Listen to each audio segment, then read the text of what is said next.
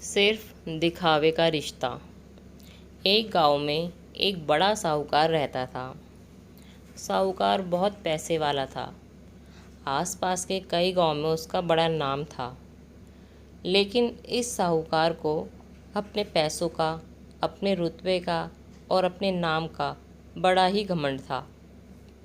वह अपने नाम को बनाए रखने के लिए बहुत ज़्यादा सोचता था और बिना किसी के भावनाओं की कद्र किए वो सब करता था जो उसे लगता था कि करना चाहिए। साहूकार को कई सालों बाद एक संतान प्राप्ति हुई थी।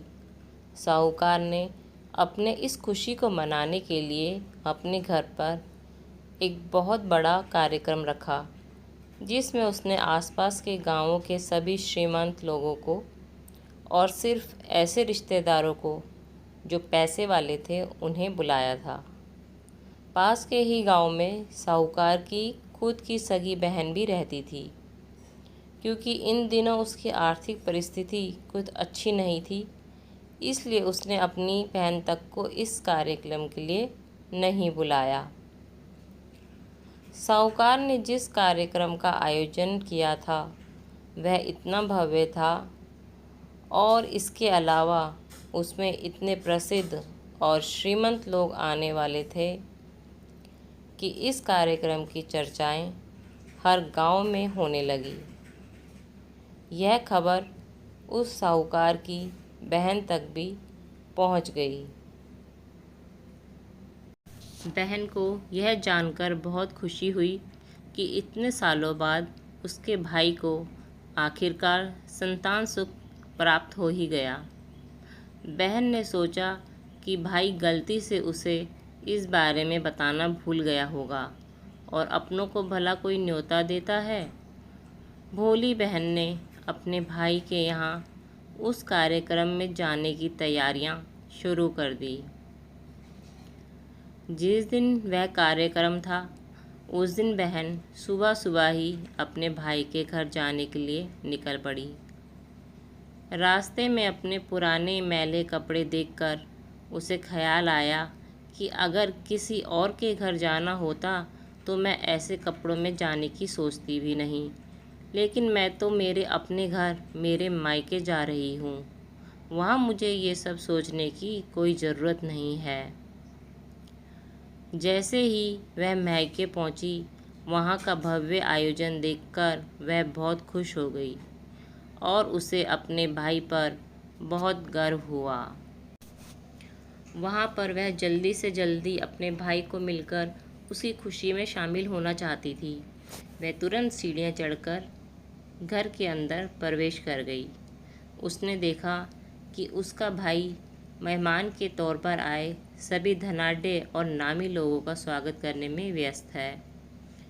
बहन जैसे ही अपने भाई की तरफ उससे मिलने के लिए बढ़ी, उसके भाई की नज़रें उस पर पड़ गई और अपनी बहन को ऐसे मैले पुराने कपड़ों में देखकर भाई ने उससे मिलना तो दूर बल्कि तुरंत बहाना बनाकर वहाँ से निकल गया। बहन ने सोचा, इतने लोगों में बेचारा अकेला भाई क्या क्या करे, ज़रूर उसे कुछ काम याद आया होगा, इसलिए वहाँ से चला गया होगा। बहन बाद में अपनी भाभी से मिलने गई। भाभी ने उसका स्वागत किया और उसे खाना खाने के लिए आग्रह किया। बहन ने सोचा, ठीक है, पहले खाना खा लेती हूँ, फिर बाद में आराम से भाई से मिल लूँगी। बहन खाना खाने के लिए पंगत में बैठी। भाई ने देखा कि अपने सभी धनवान मेहमानों के बीच उसकी गरीब बहन बैठी हुई है। सभी कीमती पोशाक पहने लोगों के बीच उसकी बहन जो पुराने मैले कपड़े पहनकर बैठी थी, यह साहूकार से देखा नहीं गया। उसने अपनी बहन को अपने पास बुलवाया, भला बुरा सुनाया और वहाँ से जाने के लिए बोला।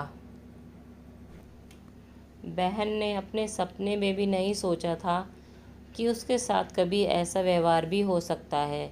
और वह भी उसके खुद के मायके में। अपना अपमान होने के बाद बहन तुरंत अपने घर ससुराल जाने के लिए चल पड़ी। बहन इस बात को पचा नहीं पा रही थी कि उसके अपने भाई ने उसके साथ इतना बुरा व्यवहार किया। उसकी आंखों से आंसू नहीं थम रहे थे। रास्ते में उसे अपनी पुरानी दोस्त मिली। उस दोस्त ने उसे रोने का कारण पूछा। हालांकि बहन उसे कुछ भी बताना नहीं चाहती थी, लेकिन दोस्त के बार बार पूछने पर उसने उसके साथ हुई सारी घटनाओं उसे बता दी। उसकी दोस्त एक समझदार महिला थी और काफ़ी प्रैक्टिकल सोचने वाली थी। उसने कहा, अगर तुम मेरी बात मानो तो एक दिन तुम्हारा भाई खुद तुम्हें अपने यहाँ बुलाएगा और तुमसे माफ़ी मांगेगा। बहन ने उसे कहा कि मैं तुम्हारी हर बात मानूंगी, बताओ मुझे क्या करना होगा। दोस्त ने कहा कि तुम इस अपमान को, इस दुख को एक दिशा दे दो और कोई गृह उद्योग शुरू कर दो। उसमें इतनी मेहनत करो कि उस काम में तुमसे अच्छा कोई भी ना हो। बहन को अपने दोस्त की बात सही लगी। उसने घर पहुंचकर अपने आंसू पोंछकर उसी दिन से गृह उद्योग शुरू करा। उसने दिन रात मेहनत करी, अपने साथ कई और गांव की महिलाओं को जोड़ा और देखते ही देखते उसका गृह उद्योग चल पड़ा। कुछ ही सालों में आसपास के 50 गांव में उसका नाम और रुतबा काफ़ी बढ़ गया। अब वह पैसों के मामले में अपने भाई से भी ज़्यादा बड़ी बन गई। भाई को भी जब यह पता चला कि उसकी बहन इतनी श्रीमंत हो गई है, तो उसने सोचा कि एक बार उससे मिलकर आया जाए। वह जब अपनी बहन को उसके घर मिलने पहुंचा, तो बहन ने उसका किसी राजा महाराजा की तरह स्वागत किया, उसके पसंद का खाना खिलाया। बहन का ऐसा व्यवहार देखकर भाई को अपनी पिछली गलती का एहसास हुआ, इसलिए उसने अपनी बहन को अपने घर होने वाली पूजा के लिए आमंत्रित किया। कुछ ही दिनों बाद बहन अपने भाई के यहाँ उस पूजा के लिए पहुँच गई। जैसे ही बहन अपने भाई के घर पहुँची, तो उसका भाई उसके स्वागत के लिए दरवाजे में खड़ा था। बहन अपनी महंगी गाड़ी में आई थी। उसने बहुत कीमती साड़ी और उससे भी ज़्यादा कीमती गहने दागीने पहन रखे थे। बहन का ऐसा ठाट बाट देखकर सिर्फ भाई नहीं बल्कि पूरा गांव दंग रह गया। भाई दौड़कर आया और बहन की गाड़ी का दरवाज़ा खोलकर उसे बाहर आने के लिए कहा और बड़े प्यार से उसे पूजा का प्रसाद ग्रहण करने के लिए बुलाया। बहन को इस बार 12 पकवान परोसे गए थे चांदी की थाली में। उसे खाना दिया गया था, वह साथ में एक सोने के चम्मच भी रखी गई।